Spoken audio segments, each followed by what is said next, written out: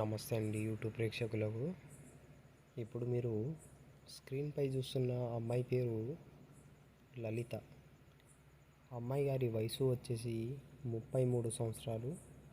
ఈమె ఉండేది హైదరాబాద్ హయత్ నగర్. మేడం గారికి సెకండ్ మ్యారేజ్ కావాలంటున్నారు, మరియు లివింగ్ రిలేషన్ కూడా అంట.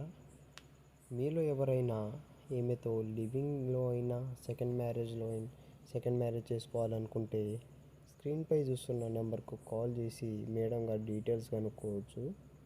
అలాగే మేడం గారికి క్యాష్ ఫీలింగ్ కూడా ఏం లేదంట. ఎవరైనా ఓకే అని చెప్తున్నారు.